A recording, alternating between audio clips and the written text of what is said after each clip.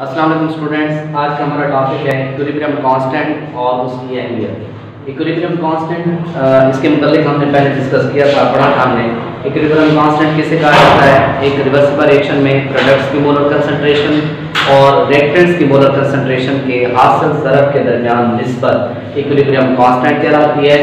अब equilibrium constant जो है ये बड़ी अहमियत क्या मिला है दो हवाले से। एक तो इक्विलिब्रियम कांस्टेंट की मदद से हम रिएक्शन की सीमत की पेशगोई कर सकते हैं। दूसरा, रिएक्शन की हद की पेशगोई करने के लिए भी हम इक्विलिब्रियम कांस्टेंट का इस्तेमाल करते हैं। कैसे इस्तेमाल करते हैं? अगर हमें इक्विलिब्रियम कांस्टेंट की वैल्यू मालूम हो जाती है तो हम उस वैल्यू को इस्तेमाल करके रिएक्शन की सीमत को भी उसकी सीमत मालूम भी कर सकते हैं और उसकी हद का तयन भी कर सकते हैं। आज सबसे पहले हम मज़ाक पढ़ेंगे रिएक्शन की सीमत की पेशगोई कैसे की जाती है। याद रखिए कि अगर आपके पास इक्विलिब्रियम कांस्टेंट की अददी वैल्यू मौजूद है, आप इस अददी वैल्यू को इक्विलिब्रियम कांस्टेंट मसावात में दर्ज करते हैं। अददी वैल्यू जो इक्विलिब्रियम कांस्टेंट की है उसको आप इक्विलिब्रियम कांस्टेंट एक्सप्रेशन या इक्विलिब्रियम कांस्टेंट मसावात में जब दर्ज करेंगे तो उससे जो वैल्यू हासिल होगी उस वैल्यू की मदद से आप तयन कर सकेंगे कि रिएक्शन की सीमत क्या है। जैसे मिसाल के तौर पर एक केमिकल रिएक्शन है जिसमें हाइड्रोजन और आयोडीन रिएक्ट कर रहे हैं। इस रिएक्शन के नतीजे में हाइड्रोजन आयोडाइड बनता है। अब ये रिएक्शन जो है ये 700 केल्विन पर हुकूक-पज़ीर हो रहा है और यहाँ पर रिएक्शन इक्विलिब्रियम की हालत में है और इक्विलिब्रियम की हालत में इस रिएक्शन की जो Kc की वैल्यू है वो है 57.00 57.00। ये इक्विलिब्रियम की हालत में इसकी वैल्यू है। अब मिसाल के तौर पर अच्छा यहाँ पर एक और बात समझ लें कि ये जो इक्विलिब्रियम कांस्टेंट एक्सप्रेशन है जिसमें आप रिएक्शन की सीमत का तयन करते हैं उसके लिए जरूरी नहीं है कि आप रिएक्शन जो है वो इक्विलिब्रियम में हो तो उसके बाद फिर आप उसकी सीमत का तयन कर सकते हैं। और क्या करेंगे कि किसी भी खास वक्त में, जैसे मिसाल के तौर पर अगर ये केमिकल रिएक्शन हमने शुरू किया है 5 बजे फॉर एग्जांपल, तो अगर ये रिएक्शन 5 बजे स्टार्ट हुआ है 5:15 पर यानी कि 15 मिनट के बाद अगर हम इस रिएक्शन में से इस रिएक्शन मिक्सचर में से जिसमें हाइड्रोजन भी है, आयोडीन भी है, हाइड्रोजन आयोडाइड भी है उसका एक नमूना लें तो उसके अंदर हाइड्रोजन आयोडीन और हाइड्रोजन आयोडाइड की जितनी भी कंसंट्रेशन है उस कंसंट्रेशन को हम जब इक्विलिब्रियम कांस्टेंट मसावात में दर्ज करेंगे तो हमारे पास एक वैल्यू हासिल होगी। उस वैल्यू का मुवाजना हम इस वैल्यू से करेंगे। अगर इसके साथ जब हम मुवाजना करेंगे तो फिर हमें पता चल जाएगा रिएक्शन की सीमत क्या है। अब जैसे मैंने भी आपको बताया कि ये हमारे पास एक रिएक्शन है इक्विलिब्रियम की हालत में, इसमें Kc की वैल्यू होती है 57.00 700 केल्विन टेंपरेचर पर। अगर आपने इस रिएक्शन में से ये रिएक्शन स्टार्ट हुआ है थोड़ी देर के बाद आप ये देखना चाह रहे हैं कि आया कि इसने इक्विलिब्रियम की हालत हासिल की है या नहीं है, आप क्या करेंगे इस रिएक्शन मिक्सचर में से हाइड्रोजन आयोडीन और हाइड्रोजन आयोडाइड इनकी कंसंट्रेशन मालूम करेंगे। कंसंट्रेशन यानी कि इनकी मिकदार मालूम कर लेंगे, हाइड्रोजन की कितनी मिकदार है, आयोडीन की कितनी है, हाइड्रोजन आयोडाइड की कितनी है। फिर आप इन कंसंट्रेशंस को इक्विलिब्रियम कांस्टेंट मसावात में दर्ज करेंगे। जब इन कंसंट्रेशंस को आप इक्विलिब्रियम कांस्टेंट मसावात में दर्ज करेंगे तो आपके पास एक वैल्यू हासिल होगी। उस वैल्यू को आप नाम देते हैं रिएक्शन कोएफिशिएंट। इस वैल्यू को नाम दिया जाता है रिएक्शन कोएफिशिएंट और इसको QC से ज़ाहिर किया जाता है।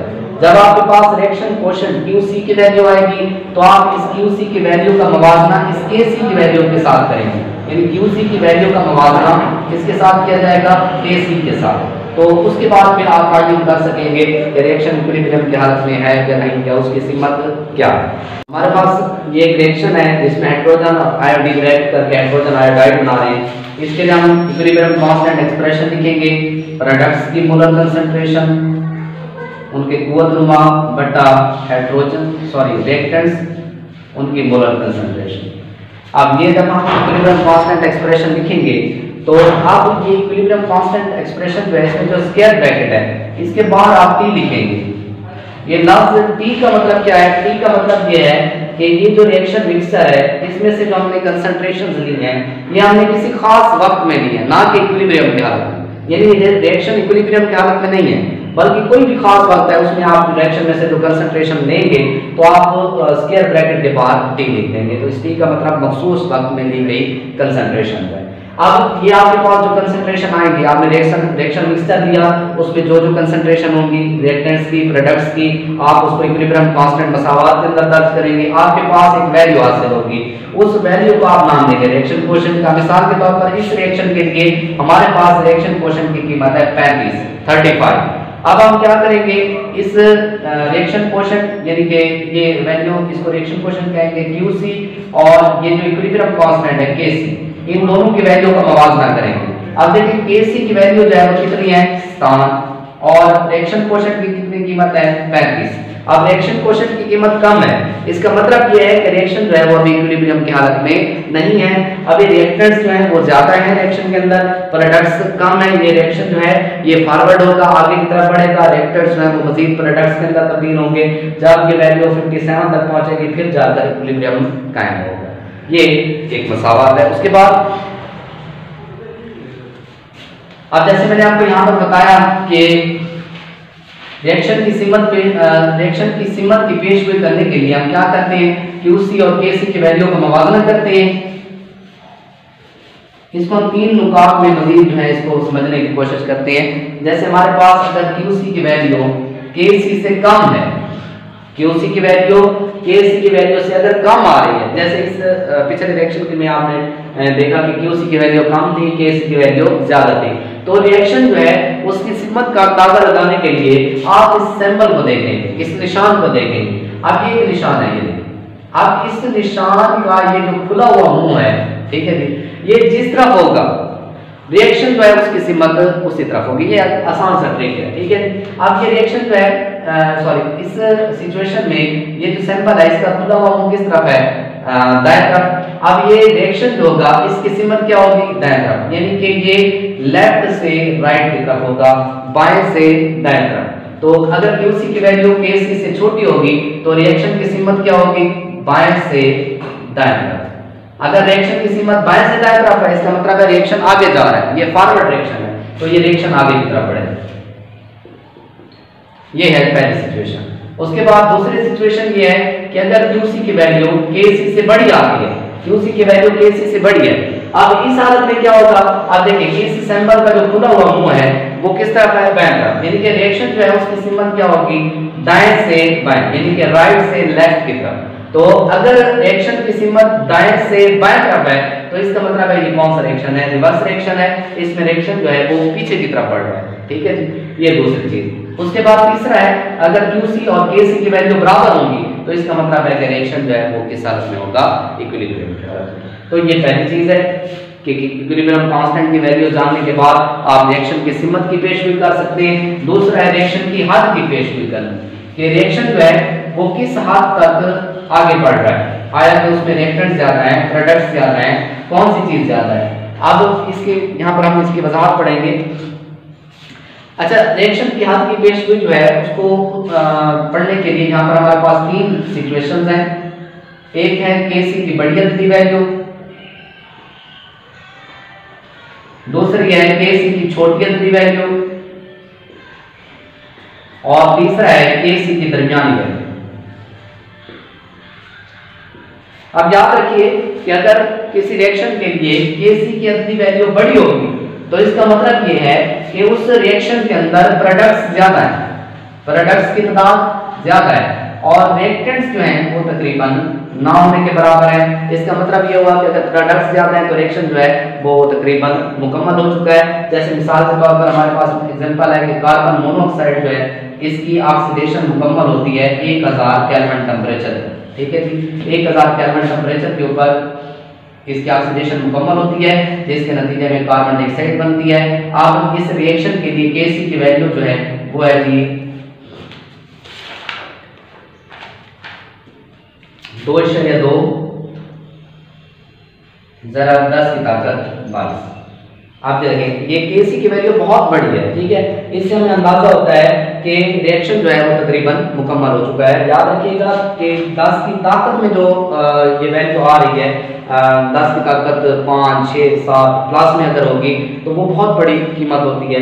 इसे हम अंदाजा लगा लेंगे कि Kc की अगर वैल्यू बड़ी है तो इसका मतलब है रिएक्शन जो है वो तकरीबन मुकम्मल हो चुका है, उसमें प्रोडक्ट्स ज़्यादा हैं और रिएक्टेंट्स जो है वो निग्लिजिबल हैं, तकरीबन ना होने के बराबर है। उसके बाद अगर Kc की अंदर वैल्यू छोटी हो तो इसका मतलब ये होगा कि उस रिएक्शन के अंदर रिएक्टेंट्स ज़्यादा हैं, रिएक्टेंट्स की तादाद ज़्यादा है, प्रोडक्ट्स की तादाद कम है। लेकिन रिएक्टेंट्स की तादाद ज्यादा होने के बावजूद इक्विलिब्रियम जो है वो बहुत जल्द कायम हो चुका है। जैसे मिसाल के तौर पर अमोनिया है, इसकी डिकम्पोजिशन अगर की जाए तो इससे नाइट्रोजन और हाइड्रोजन पैदा होती है। अब ये रिएक्शन जो है इसके लिए Kc की कीमत है 3.0 ज़रा 10 की ताकत नफी मिलाओ।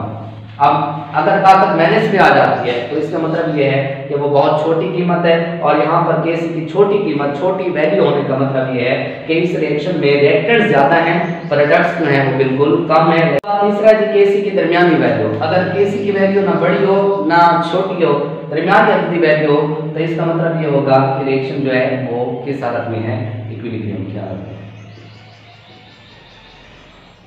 ये थी इक्विलिब्रियम कांस्टेंट, ये टॉपिक था इक्विलिब्रियम कांस्टेंट और उसकी अहमियत, जिसमें हमने रिएक्शन की सिमत और रिएक्शन की हद की पेशगोई की। रिएक्शन की सिमत में हमने क्या पढ़ा कि हम Qc और Kc की वैल्यू का मुवाजना करके रिएक्शन की सिमत की पेशगोई कर सकते हैं। अगर Qc की अददी वैल्यू Kc से क्या होगी, छोटी होगी तो रिएक्शन जो है वो आगे की तरफ बढ़ेगा, बाएं से दाएं जानिब। अगर Qc की वैल्यू Kc से बड़ी होती है तो रिएक्शन जो है वो रिवर्स होगा, पीछे की तरफ आगे होगा और उसमें रिएक्शन की सिमत जो है वो दाएं से बाएं तरफ होगी। अगर Qc और Kc दोनों की वैल्यू बराबर होंगी तो इसका मतलब है रिएक्शन इक्विलिब्रियम की हालत में है। इस तरह इक्विलिब्रियम कांस्टेंट की वैल्यू जो है उसको मालूम करके भी हम रिएक्शन की हालत की पेशगोई कर सकते हैं। अगर Kc की बड़ी अददी वैल्यू होगी तो इसका मतलब है कि रिएक्शन मिक्सचर के अंदर प्रोडक्ट्स ज्यादा होंगे, रिएक्टेंट्स कम होंगे, रिएक्शन इक्विलिब्रियम की हालत में रिएक्शन मुकम्मल हो चुका होगा। और अगर Kc की छोटी अददी वैल्यू होगी तो उसमें रिएक्टेंट्स ज्यादा होंगे, प्रोडक्ट्स कम होंगे, रिएक्शन जल्दी इक्विलिब्रियम की हालत में आ चुका होगा। और अगर Kc की वैल्यू दरमियानी वैल्यू होगी तो इसका मतलब है रिएक्शन की हालत में होगा इक्विलिब्रियम की हालत में।